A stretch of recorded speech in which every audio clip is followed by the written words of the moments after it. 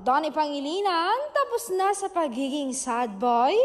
Matagal na daw siyang tapos sa pagiging sad boy. Since 2022 nang sinagot siya ng kanyang girlfriend ngayon na si Bel Mariano.